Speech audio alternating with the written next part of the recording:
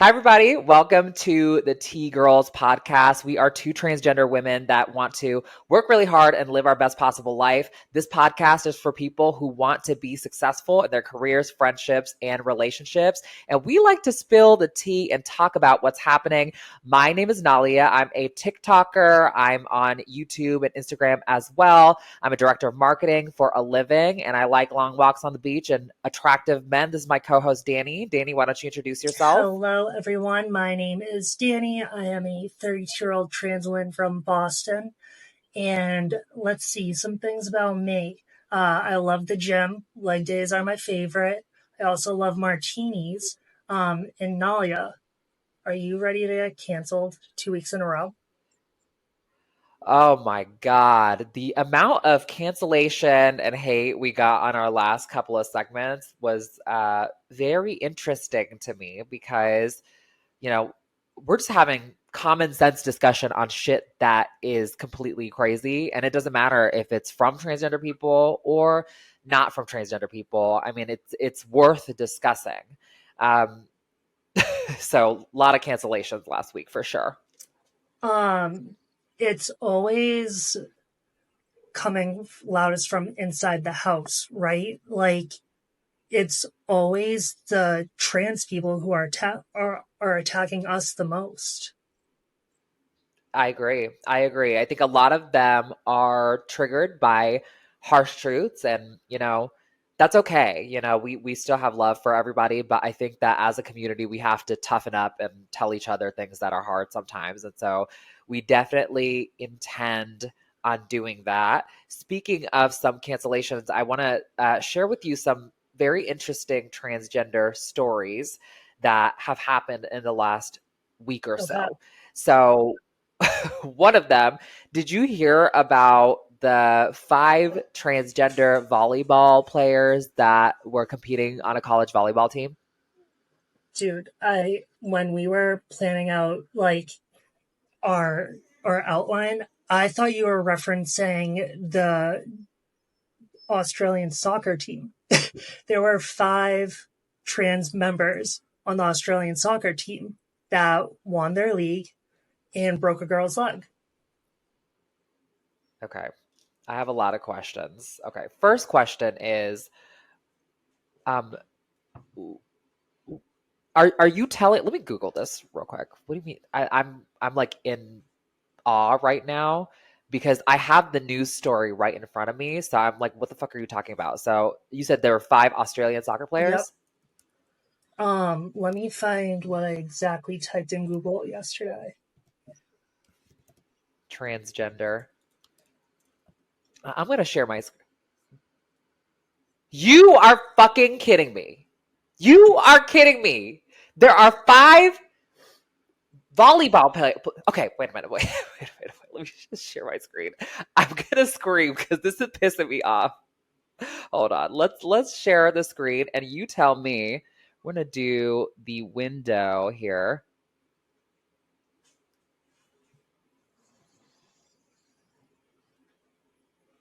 Yes, this is the one that I saw yesterday from the New York Post. So I am gonna blow a goddamn gasket because I have not seen this. Outrage, five soccer players, Australian soccer players with huge differences in ability and a $1,000 prize. Meanwhile, I had this prepared about five transgender women who are dominating a college volleyball game, and they're doing so in Canada. To the transgender women that are joining women's sports teams in droves, are you on fucking crack? That is my question to you.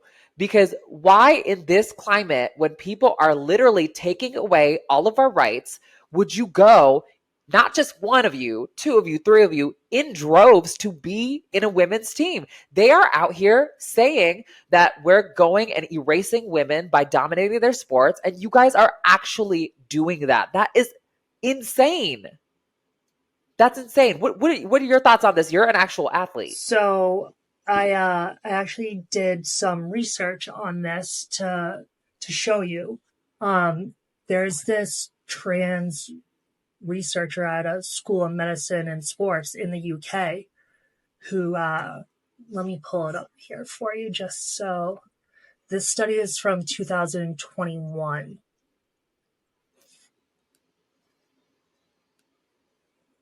Okay, so this is Joanna Harper. She's at the School of Sport, Exercise, and Health Sciences over in the UK. So her abstract, we systematically reviewed the literature to assess how long-term testosterone-suppressing gender-affirming hormone therapy influenced lean body mass, muscular area, muscular strength, and hemoglobin. Now, they reviewed about 20 different studies. What do you think were the results of those studies? That show. Gee, I don't. I guess. Let me think my hardest to come up with the results of the study. Probably that transgender women are much, much, much stronger than cisgender women. Is that what they came up with?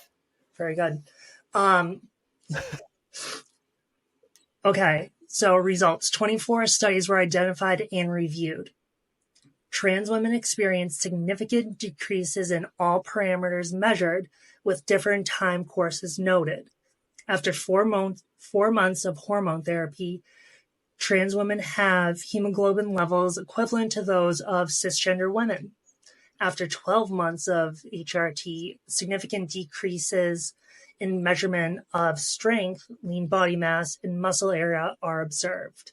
The effects of longer duration therapy, 36 months, in eliciting further decreases in these measurements are unclear due to the scarcity of the data.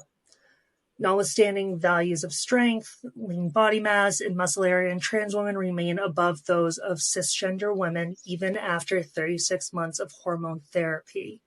Conclusion: hormone therapy rapidly reduces hemoglobin levels to that of cisgender women, but in contrast, HRT decreases strength, lean body mass, and muscle area to values that are above cisgender women, even after 36 months. These findings suggest that strength may be well preserved in trans women during the first 3 years of HRT. Let's just wrap this in a pretty bow. Transgender women should not be competing with cisgender women in sports, regardless of the strength increases, which, by the way, Dani just proved that there are significant strength increases even after HRT with science. Regardless of the strength increases and strength experiences, we have larger bones. We have larger height in general. We have larger lung spans. If there was no equivalency in transgender women and men in regards to this subject, we would actually see transgender men, female to males, actually competing with cisgender men in sports. Why doesn't that happen? Because they have a biological disadvantage. So the same rule applies to us. We have a biological advantage. And when we start to talk about what rights that transgender people should have versus shouldn't have, the wrong thing to do is for us to demand something that is not inherently fair. The sports thing is not inherently fair. And what's crazy about this is that there isn't just one team of 5 transgender women that are competing in women's sports. There are 2 at the same time that are in headlines. It's complete malarkey, and I hate it. So, on one hand, I do agree with you that trans women should not be participating in sport with cisgender women. There's your clickbait for TikTok. But I think the issue is a lot more nuanced than that. So, what I wanted to do is read you the policies for the NCAA currently. And I wanted to actually compare that against my levels that I get tested on a regular basis. Oh, great idea. Okay. So let me bring this up.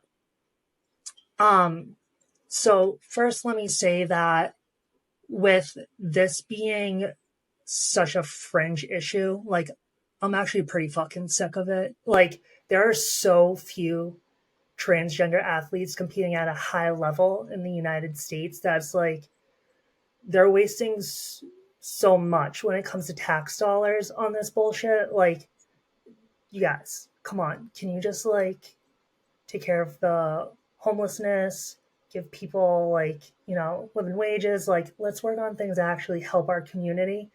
But no, they're passing bills to police something that isn't even an issue in the United States.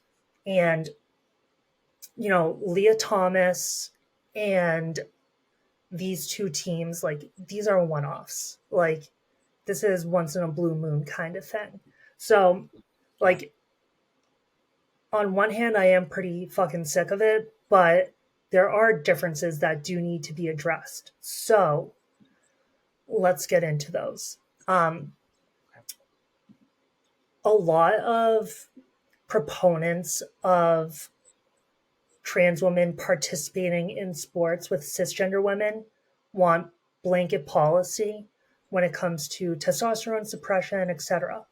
But like we just saw from that that collection of reviews, there's so many different factors that go into it, and contact sports that include that you need a ton of strength for are going to be a lot different than whatever sport you want to use as an example.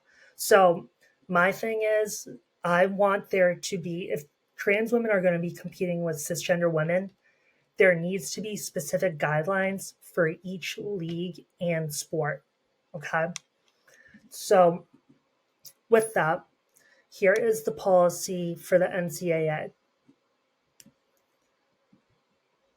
For cisgender men, or first, back up a little, I'm going to give you the averages of T levels in cis men and cis women.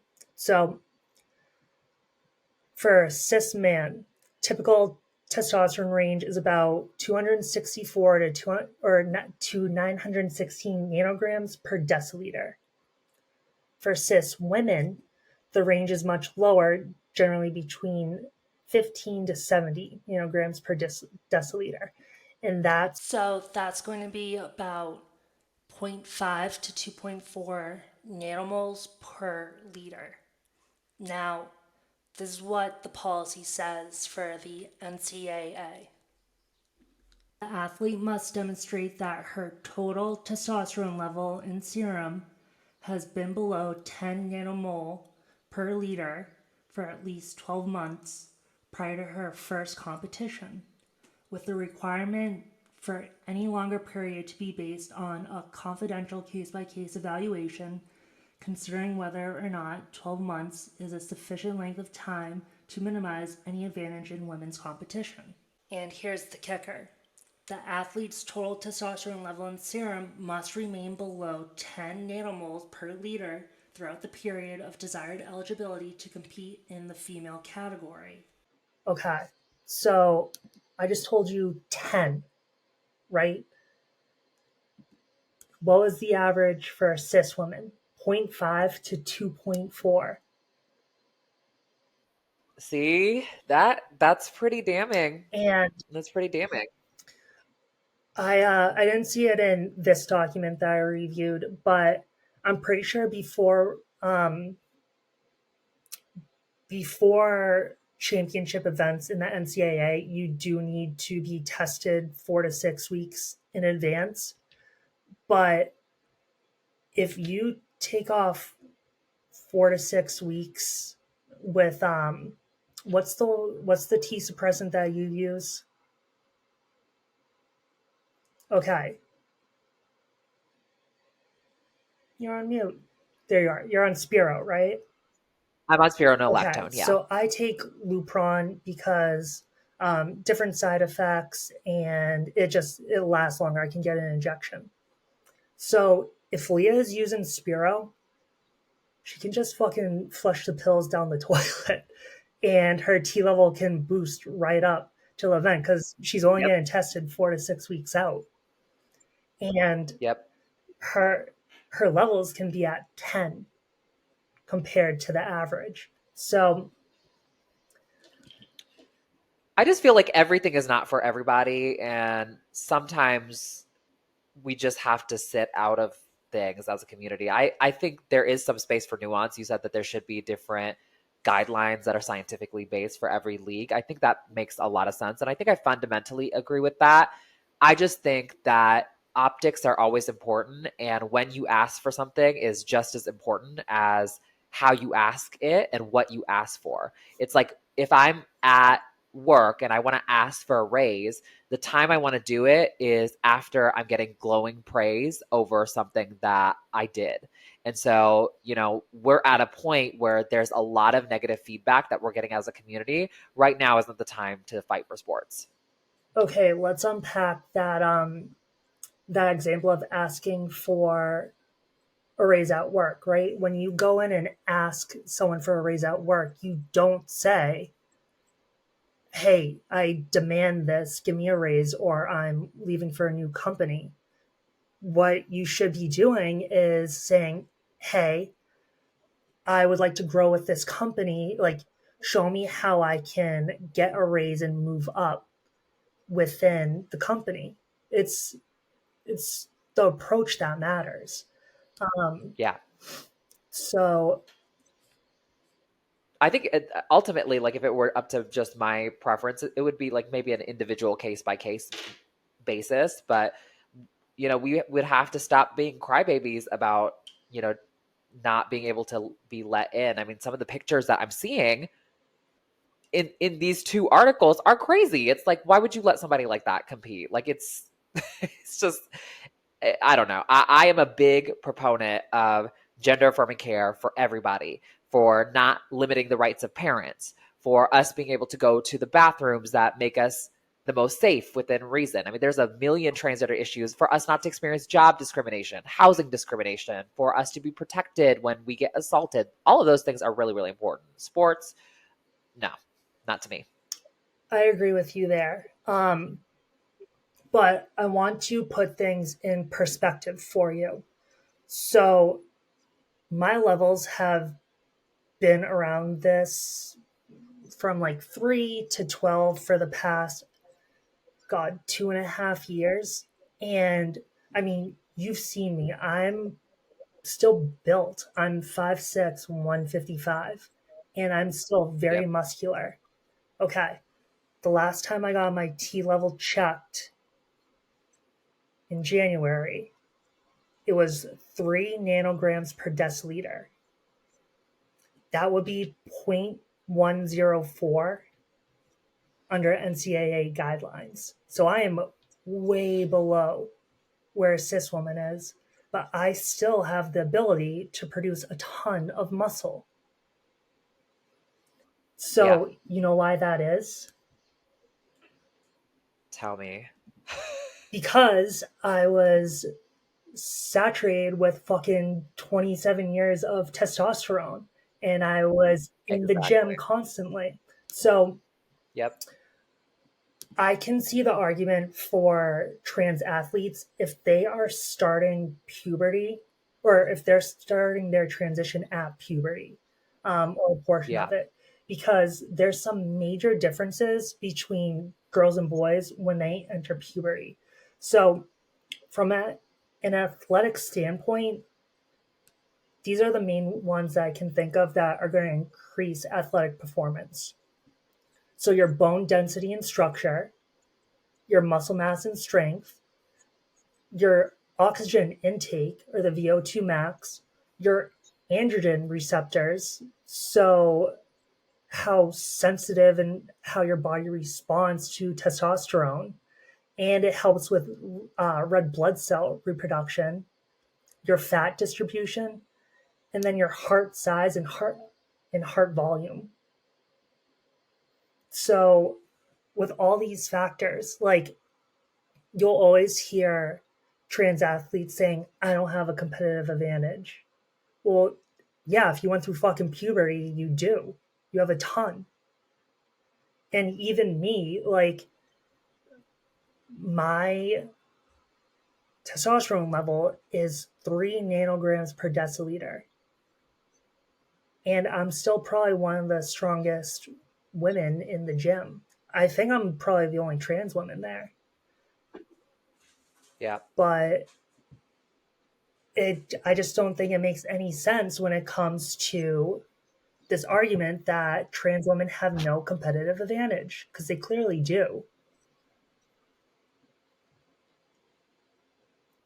It's just so not common sense. Like it blows my mind. And that's kind of why, I think we should drop it. I'm going to talk to you another story that came up and is very much in the news and that is crazy. And this time it's regarding the most famous TERF in the world, J.K. Rowling.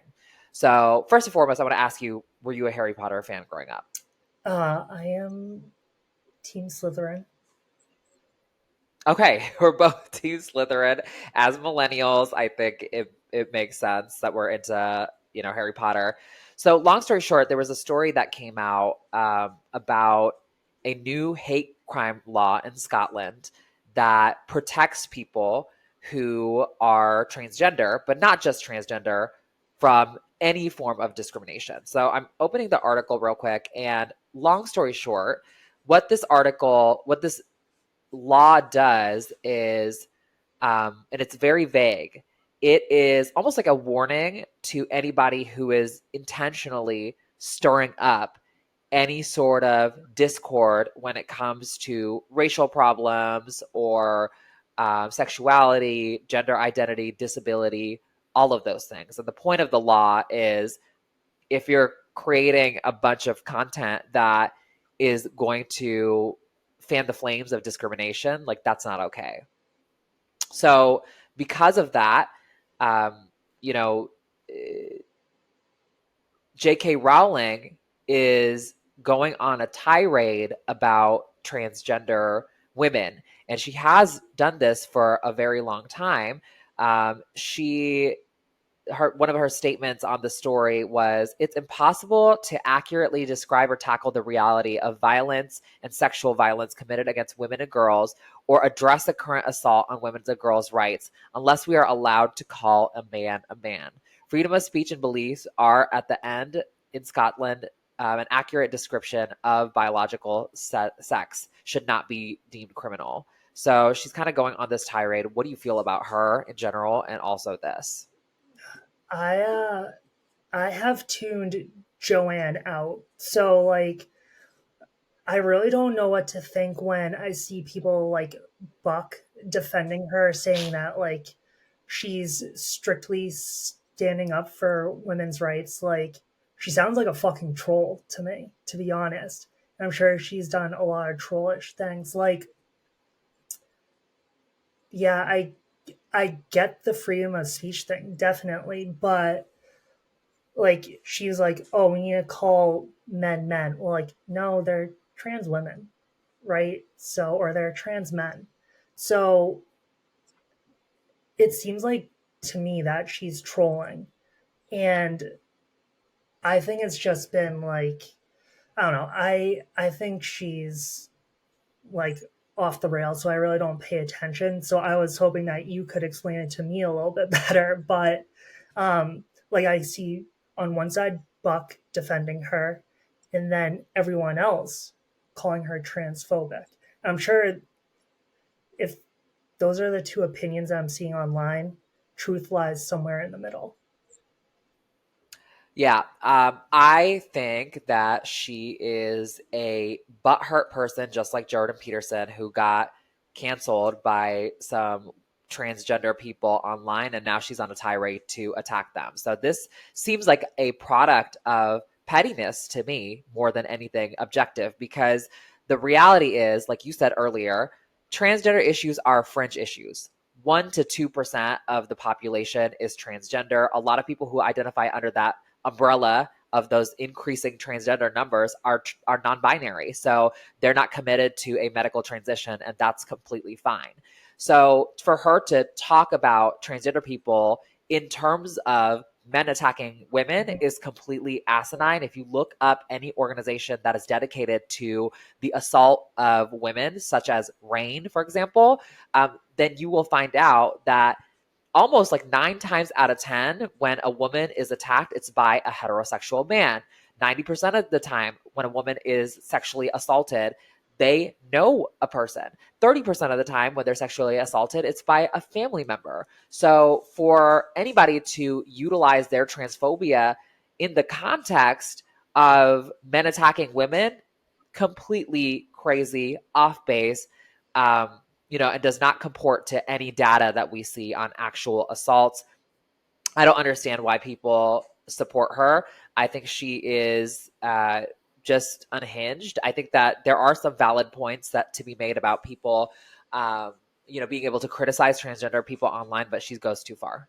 Yeah, I mean, we're in America. This is the land of, freedom of speech. So like I'm all for it, but like it just seems like she's just a troll and she's not coming from a good place anymore when it comes to sticking up for women's rights. It doesn't seem very genuine to me. It It doesn't seem genuine. And like, what are you doing to battle the things that women say that they care about? There's a pay gap, there is a lack of support when it comes to maternity leave, there is abortion access, there is access to contraception in general. There are, women in Afghanistan right now that are being stoned to death, again, per the Taliban, because that country was left alone by the United States in the middle of an occupation. And now there are all these suffering women across the world. So, what is she doing for those things? If transgender issues are the biggest issues, then she clearly doesn't care. If you are a CEO of a company and you're tasked with solving a problem and you start with a fringe issue, you're very, very ineffective. So, she needs to cool it. agreed, agreed. This is a time for my favorite thought experiment. So, like you just mentioned, CEO of a company, you're starting with a fringe issue, right?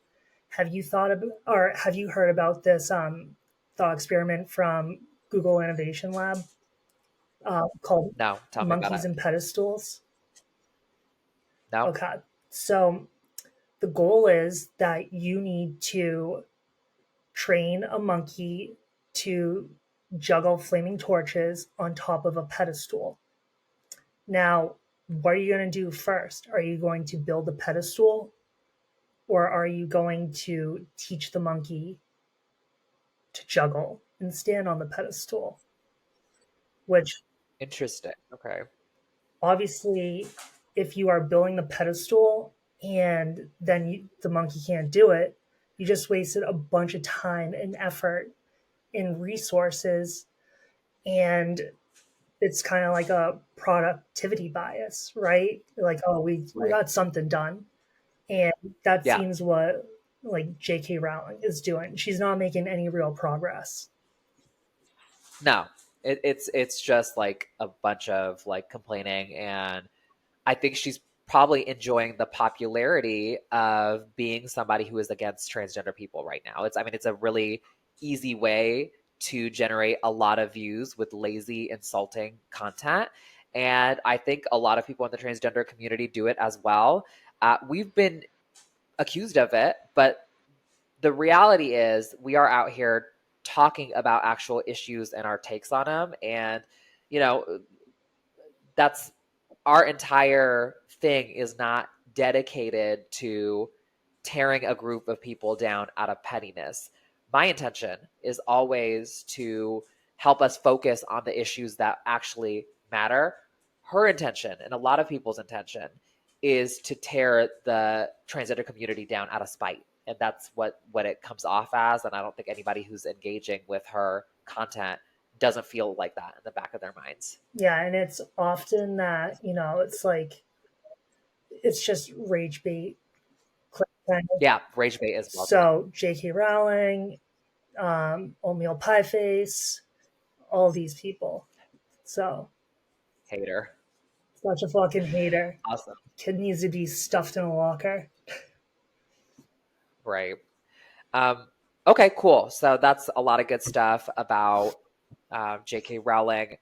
I do want to play you a video before we get into our next segment here, about a transgender lawyer. And, I'm a corporate girly, you are too. So we're happy to see our sisters existing in a space where they are successful and, in a corporate job. That's great. But there are some limits to that. So let me go ahead and uh, pull up a video of this. Sorry, I'm already laughing. You got me worried. You should be. All right. Screen. Chrome tab. Let me know when you see this. All right, Jesus Christ. Here we go.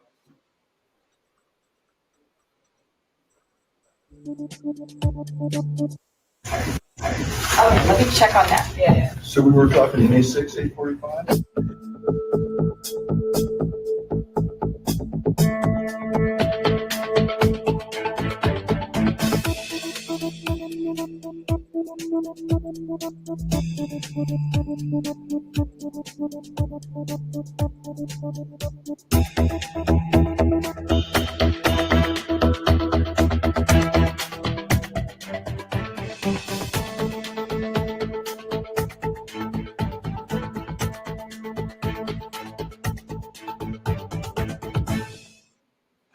Okay. Let me stop Dude, laughing. that Scooby Doo ass villain. Literally. Like, is this Halloween? Yeah, tell me what you think about somebody dressing like that that's transgender in a courtroom. Bro, if my lawyer showed up like that, like, no, just. I fold. So I have a couple of reactions to it. The first reaction is work, girl.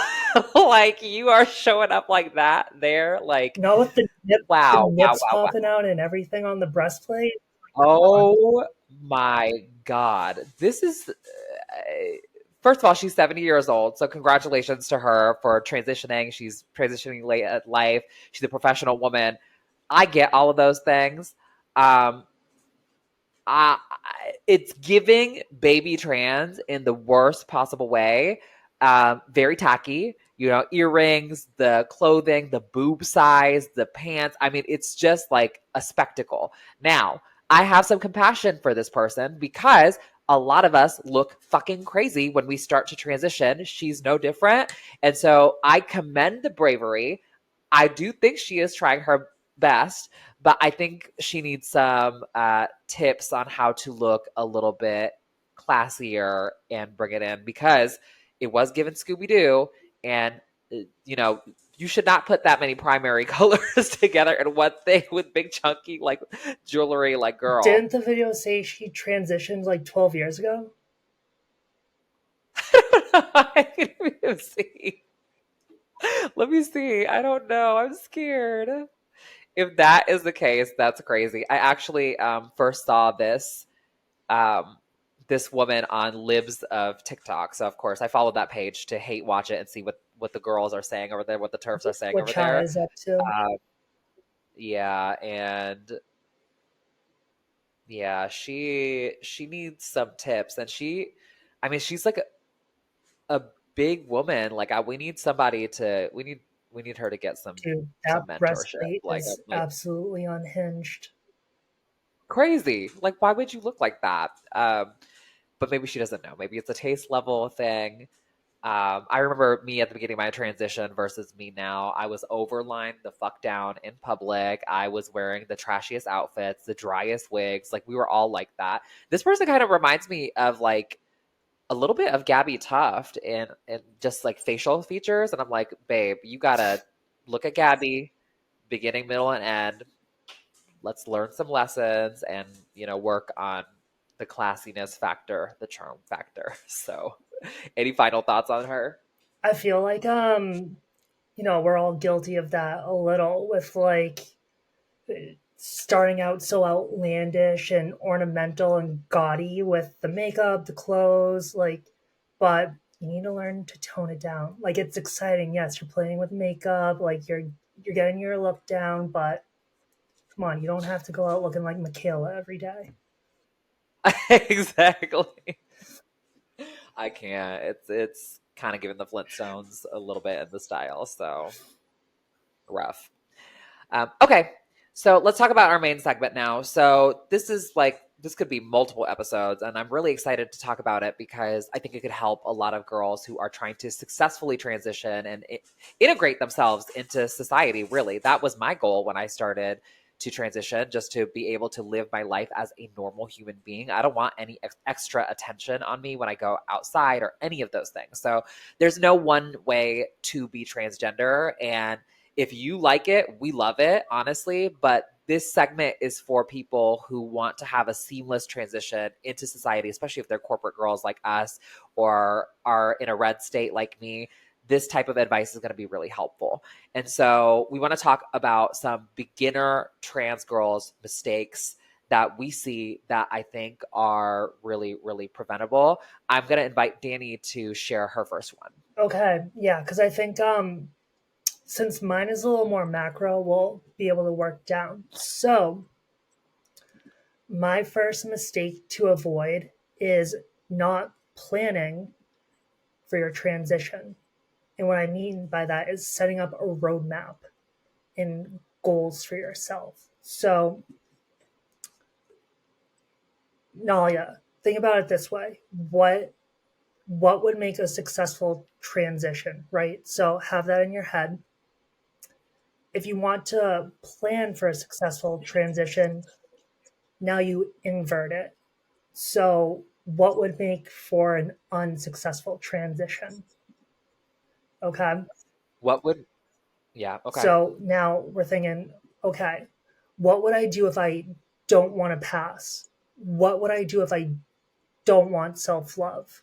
So, like, okay, I wouldn't take my medication every day, or I wouldn't practice meditation. I wouldn't get started early on laser. So, invert that thinking so you know exactly what you need to do. And from there, you can start planning out when you do it. I mean, obviously, laser is really fucking expensive. So, here's an example. I know it's so fun to buy new clothes, but babe, you're gonna end up never wearing 90% of that shit. So That is real. That is so this real. is what you need to do. Every time you buy something on fucking Shein or Amazon, whatever that total cost was, you put double, okay, double that amount away to pay for laser. You need to make Yeah. that contract with yourself. That is going to Yeah. help you so much. Um, I'll stop there. There's a lot more that I want to get into, but I'll let you jump in there. Something that flows into that very quickly. I think that that changing your pronouns before you're actually ready is something that is going to traumatize you. And so here's what I mean by that. So changing my pronouns was the very, very last thing that I did. My friends were begging me to change my pronouns by the time that I actually did it. Why? I started out with laser hair removal. Then I started getting good at makeup. My hair started getting long. And they're like, oh, what's happening? Are you identifying differently? What's happening? And I'm like, no, no, not yet, not yet, whatever. Then I get facial feminization.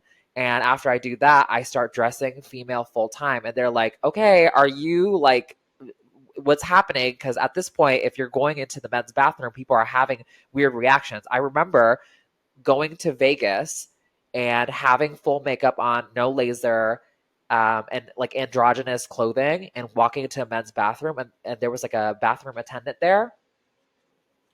And the bathroom attendant was like, hey, women don't belong here. He yelled at me for being in the men's bathroom. And at that point, I don't think I even had my facial femme yet. So it's not like I was super unclockable. And even to this day, I don't consider myself that way. But there were so many successful indicators on my body and energy that at that point it started becoming impractical to hang out in men's spaces. And so once I got to a point where people are like, okay, like we gotta get moving, then I made a post and I'm like, hey, I'm officially she her. And everybody naturally in my life just started doing it. At work, I didn't even make a announcement. Like people just started gendering me that way, and then everybody got insecure about like misgendering me, and then it just started gendering me correctly. Like I never asked anybody. There are no pronouns in my bio. I'm in a red state. I'm in a conservative industry, and this has been completely seamless for me. And it was seamless even before I got my facial feminization. So the advice is don't change your pronouns too fast, because when you do that, people misgender you. And then all of a sudden you feel stupid because you said something and then people are contradicting it. The most underrated part of that, the energy. When you walk into a room, you need that energy and you need to own it. And people are going to be able to read that. So just wanted to echo Yeah. that. That one's huge. Um, Yep. so to build off that, we should define what a plan is, right? So a plan is you're in the present moment, and this is a statement of your intentions. So it's making a wise choice about this moment and the Yes. only moment that you get. So we talk a lot about living in the moment here on this podcast. So Yeah. when it comes to planning your roadmap, hold your plans lightly. So make it Yeah. so they bend, but they don't break. So, kind of like how you started slowly, what I would do is I would wait. So, this was when I started living in the suburbs. I would wait till it's probably like 9 or 10 o'clock. I would go to CVS presenting female. So, like, way off hours just to buy a Coke Zero. So, like, I would go drive to CVS and just like practice that and practice having that energy. And it gets so much easier when you are able to go out in low pressure situations and then constantly build on that. Like the small wins that you have, it's just going to be like a snowball effect. And you're going to be able to build Yeah. on each and every one of those. Extremely well said. Extremely well said. And the part of it I want everybody to hear from Danny is, besides all of it was good, was Colby stuff. The part of it I want people to hear from Danny is low pressure situations. Like get yourself in low pressure situations and practice presenting as feminine and see how people react. I think that's genius. So, just to add to that, I have super high anxiety, and like I am a compulsive planner. Like I'm the type that will get to Logan Airport like 4 hours before the flight. Like that is me to a T. And some that I've had to really work on is that even doing all this planning, it will never bring me complete peace because there's always going to be more future to plan for. So this is Yeah. why you implement that plan where it bends but it doesn't break. So one of the things that I heard recently that like really made me stop and think was that we get about 4,000 weeks if we're lucky. So if I say that I have 2 hours to do like the dishes or laundry, like that's just an expectation of what I have to do with that time. We never really have time in our possession and we never know what comes next. So that's why it's so important to stay in that moment. And that's going to save you a lot of heartache early on when you're in these early stages of transition. Because, like, there's so many beautiful girls out there. Like, look at Trace Lissette, Carmen. But, like, you're 2 weeks on hormones, and how long have they been transitioning? You know, it's a Yeah. transition is a lifelong thing, and you're just getting Yep. started. So you need to live in the moment and give it time. Yep. Okay. Cool. So that was two things out of like six that we have. So you want to go next with your next one? Yes. So my second mistake here is holding expectations and being entitled. So when you're holding expectations, you are literally creating a hostage situation for yourself. You're sending like this implicit message of that my conditions need to be met for me to be truly happy. Yeah. And if they're not being met, then like bad shit is going to happen. But in reality, you just need to let that go. You need to let go of the hostages. Nothing will ever come to you when you demand it. You need to Yeah. remember that the people around you are also going through a transition. So to expect them to fall in line with your pronouns or like like however you want to envision your life, like that end goal, like it's going to take time for the people around you to get used to that as well. So give them grace and don't hold expectations around that. Like one of the things that pisses me off the most, Lily on TikTok doing these fucking like tirades with the waiter, like you are you are creating a vacuum of hate for this person and you're making an issue out of nothing. And Yeah. you are walking with such a sense of entitlement and you can't walk with entitlement. You are literally owed nothing. So that will be my second mistake that I'm going to say here. Do not do that. You're going to set yourself up for failure. In the wild, most people are not misgendering you because they're trying to be mean. The fact of the matter is, there is a quick calculation going on in their head as to whether you're a male or female. It's subconscious. And if your transition isn't far enough, they are not gendering you correctly. Now, you could cry about it, you could get mad about it. We all have those feelings, but ultimately it is your responsibility to solve that situation. You cannot browbeat somebody into thinking that you are something when you don't give whatever it is that you're trying to give. It's just common sense. I know that hurts. I know that there are disparities between, wealthier, privileged transgender women and people who don't have privilege. I get all of those things, but life isn't fair. Get a helmet, deal with the reality right now, and make strategic choices to get you to where you want to be. But if you're not where you want to be, that's okay. That doesn't make you any less of a person or worth any less. People have inherent value and you have a lot of things in your life to offer, but you cannot allow the truth to be wielded against you as a weapon. That's not what it intends to be. It's feedback so you can make yourself better. Damn, mic drop.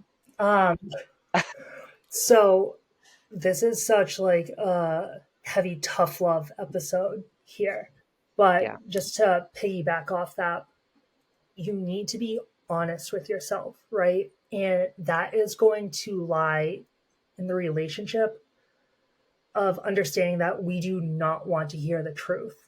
So, Yeah.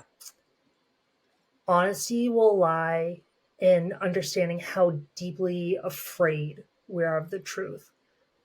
And you need to be willing to live without knowing the future. Like, it's fucking scary. Like, I was holding back from transitioning for the longest time just because of all this uncertainty. But when things are scariest, that's exactly when you need to jump in with both feet. Because I agree. And I'm not sitting here like moralizing against anybody. I'm in the middle of my process. There's a lot I want to do. And, I fare better than some, but not better than others. But, my voice is something that could probably use some work. And I want to work on it at some point. But I'm not sitting here feeling bad about it. But if I'm talking in a deep voice and I'm hungover and somebody says third to me, I'm not gonna blow a gasket. I won't because it's not worth that. And honey attracts more bees than vinegar, right? So as you're navigating your friends, family, people in public, you want them to be on your side. Jumping down their throat about not gendering you correctly or what have you is not going to help you with that. Like, people will want to get it right for you if you are behaving in a way that is graceful and gives people grace. So make sure you're doing that. Yeah, you can't be delusional, right? So like think about like if you're on a walk at night and you see a stick, but you think it's a snake, which is more applicable for you being in Phoenix, right? So, Yeah. but like that is a distortion of perception. And Yeah. now you can build on that, like the distortion of mind and distortion of view. All these things are going to keep building on top of each other. And the point that I'm coming to is that there are people in America who still don't believe in evolution, despite having all this knowledge behind it. And we, just because we are certain about something, does not mean it's true.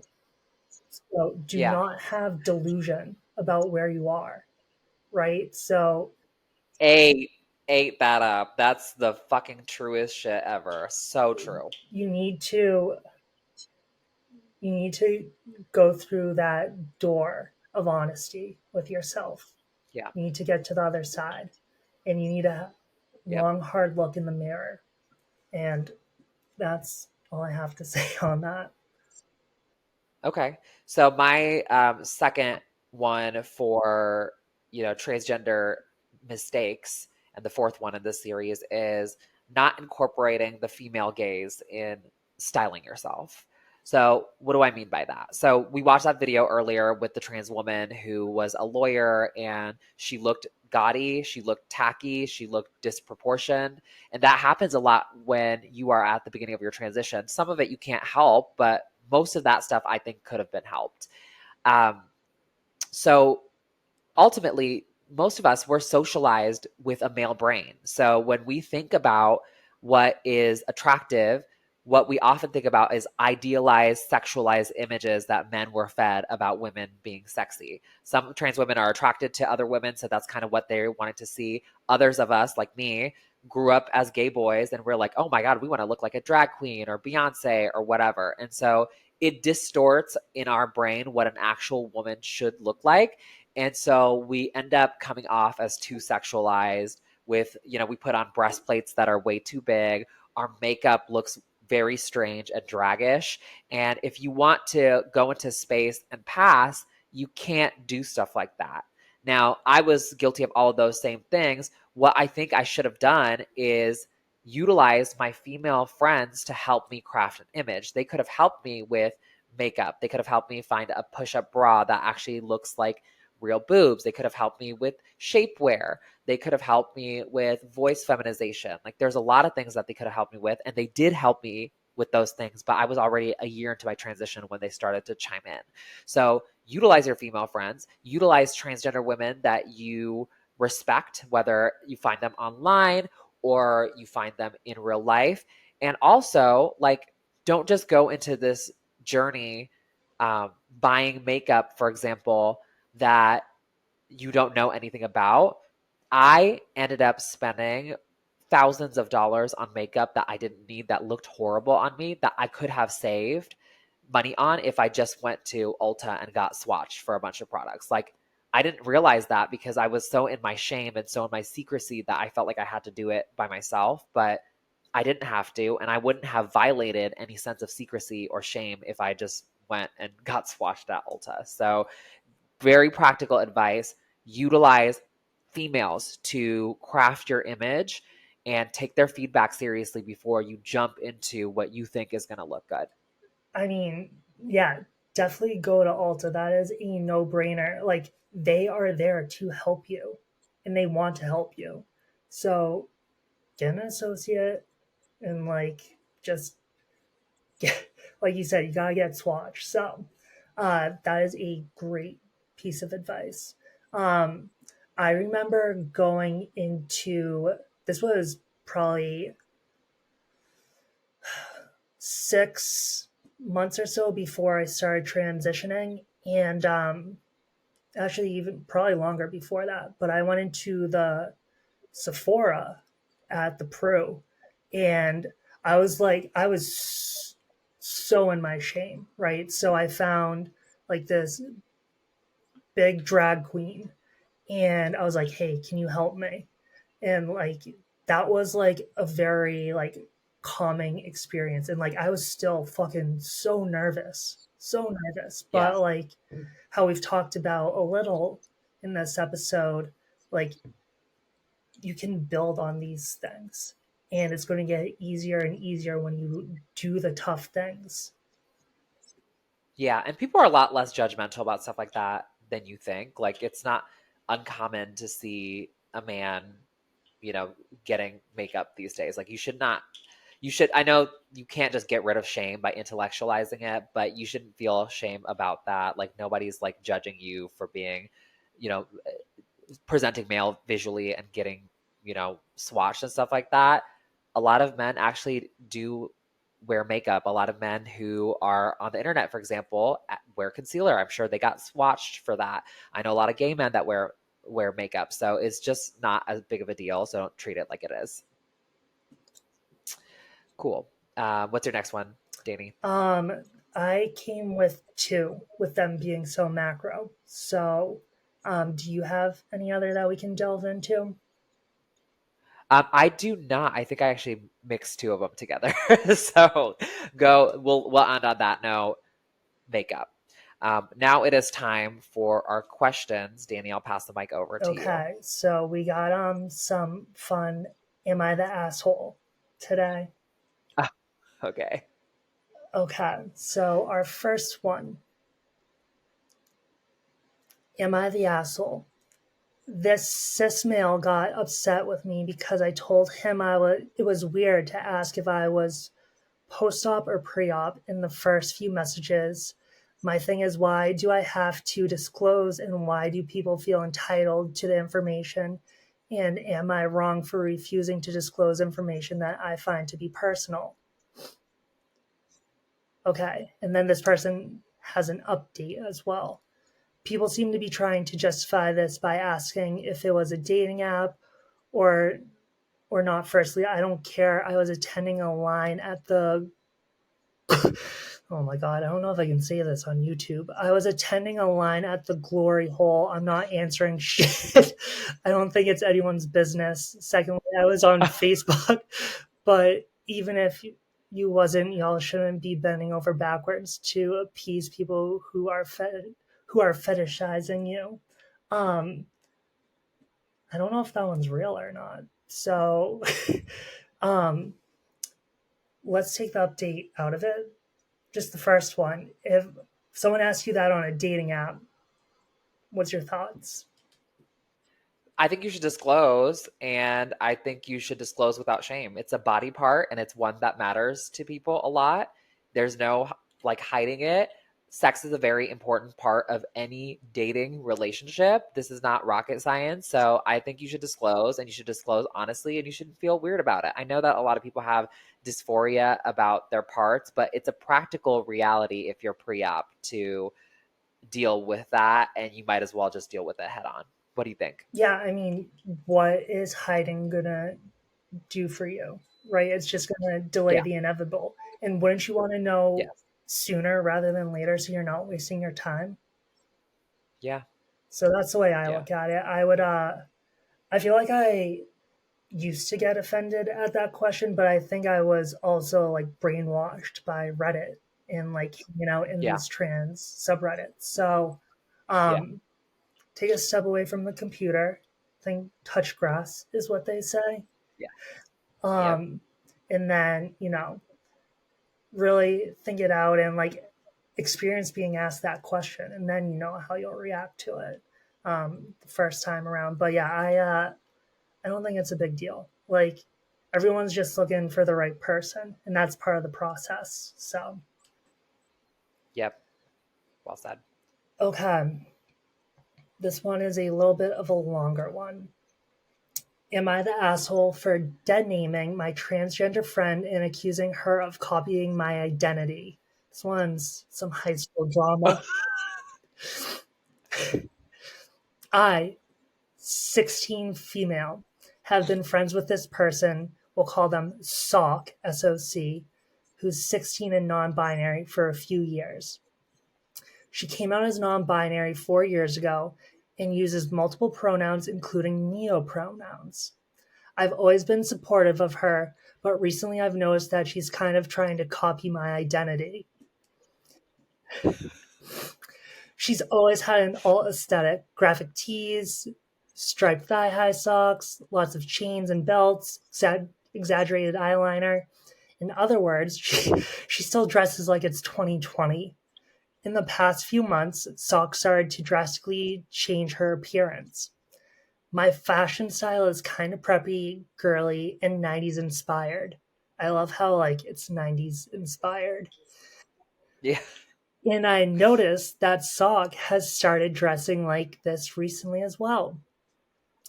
Sometimes she would go to school in an outfit that looked very similar, which I realized were directly inspired by my Instagram photos.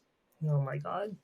Sock's hair was naturally light brown, and she has often worn wigs to school and dyed her hair different colors, but her hair was usually unnaturally colored or cut into an emo style. One day she came to school wearing a long, curly blonde wig, just like my natural hair. A couple months later, I straightened and trimmed my hair, and a few weeks after that, she decided to dye her actual hair from black purple to blonde. Her makeup has changed too, from heavy winged eyeliner that made her eyes look huge, unblended contour, and her nose had blush all over her face, to natural minimal makeup. Except she also started using makeup to give herself fake freckles that look like my natural ones. I moved to Florida several years ago, but I'm originally from New York and I still have a slight accent. I can't explain it, but Sog has been gradually changing her accent to sound like mine. When our friend group was talking about music, she mentioned how she loved my favorite artist, despite previously saying that she hated pop music. She also talked about liking movies that happened to be my favorites. She said that she watched TV shows that I once said I enjoyed. At first, I was really excited that we shared the same tastes, but when I tried to discuss our favorite song, she could only name the most popular singles. And when I tried to talk about how good that film series was, she barely knew what I was talking about and could only repeat what I was saying, as if she was forcing herself to like those things because I liked them. Sock has changed her names multiple times since coming out, but the names were always androgynous. Now names are even made up names. She recently decided that she would change her name to Amelia, which was suspiciously close to my name, Amelie.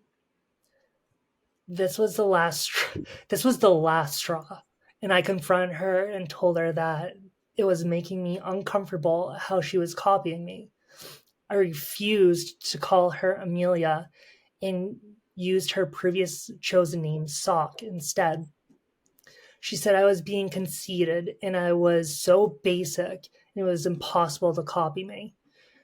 She said she was growing up and she won't always look and act the same as she was years ago. And I shouldn't police how she's exploring her identity. Am I the asshole? Okay. Ooh, A that was a lot. lot of high school shit. First of all, nobody owns can monopolize a preppy style. Like a lot of people do that. I can see as the story kept on going on, there were some similarities. Uh, Ultimately, if you like this person, like this shit doesn't matter, and just leave it alone. She'll grow out of it. That's like what I would say. Just leave it alone. If it bugs you to the point where you truly like don't want to be friends with her, and there are like other reasons that you don't want to be friends with her, then just don't be friends with her and let her copy from afar. I can't endorse dead naming somebody as ridiculous as it is. But I also don't endorse neo pronouns. So I would say if you care about this person and want them to be your friend in the future, be gentle and just leave it alone. It'll go away. If you don't care about it, then end it and keep it moving. Simple as that. Yeah. Danny, what do you If think? if she actually is copying this girl, then like that is a nice sign of respect, right? Like Yeah, imitation, like that's flattery. Um, yeah, but yeah, I don't know. I think this girl sounds a little conceited and stuck up too, to be honest. yeah. Um, I agree. but yeah, it's like there's no rule that you need to be friends with this girl either. So like it's high school. You're gonna make more friends. You're probably gonna go to college, make more friends. So like it's okay to ditch this person if it's making you that uncomfortable. But Yeah. I would just be straight up with her and say that, you don't want to continue being friends if she's going to continue this. It doesn't sound like they're going to be friends. If I'm betting on it, I think this relationship is over. I got a really funny DM on our Instagram, if you don't mind me sharing. Can Yeah, I? let's do it. Okay, let's see if I can find it real quick. Okay, this is hilarious. Hello, I have a question for you ladies. I have been attracted to trans women from a young age. In parentheses, internet helped me. uh, I like trans women, not cis women. However, my cousin came out as trans. Parentheses, no attraction at all. But how do I tell her slash maintain a healthy relationship with her with my liking of trans women? Go ahead, Debbie, you first. If it sounds like that you do have an attraction to your cousin. If you're really You can try to holla a little bit. like, I don't know, like I feel like it would be easy to keep it separate, right? Like if you're there to support your cousin. So like I I think this person is lying. This person is a Lannister, that's for damn sure. He is, into the girls. I'm gonna be nice because he does follow us. So shout out This to person, our buddy. We love him. We're just making jokes here. I'm just gonna take everything at face value, and what I will say is, I would just be like, "Oh my god, that's so awesome! I'm so proud of you. You're so brave. I've dated trans women in the past, so I wish for nothing but the best for you." Just leave it there. You communicate everything you want to communicate. If you don't want to hit on her, then it gets the job done. If you do want to hit on her, it puts a little seed in the mind. Not that I endorse it, but good for you for being kind. You don't have to over explain. You could just say, it's awesome. You're going to have a great life. I've dated trans women in the past, and, love is out there for yeah, you. The end. keep it simple. Don't be weird. Just be like, I'm glad you found your truth. And Yeah, I'm here to exactly. support you. Just leave it at that. You're good. Exactly. Oh my god. Cool. Is that the only That's okay. it for me. Yeah. We'll leave it there then. Nalia, where can people find you? Well, you can find me at my handle Tranalytics on both TikTok and Instagram. And then on YouTube, you can find me as Transgender Insurance. So please look me up there. And one little plug before I go on. I talked a lot about makeup in this episode, and I have like a guide on my website, which is tranalytics.biz, and it's on my blog, and it's about beginner friendly makeup for transgender girls that won't break the bank and will get you swatched right. So if you found that valuable at all, go check that out. And when you do use that guide, send us pictures and like how it worked for you so we can talk about it on the show. Um, Yeah. and then you can find me at Danny Firmanek. That's all my handles. And then collectively, you can find us at T Girls Pod. and that is TEA.girls.pod. And that's where we are at TikTok, Instagram, and YouTube. Awesome. We love you guys so much. We're excited to see you next week. We're starting to really crank out these episodes, so there's a lot more good stuff coming. All right. Bye, everyone.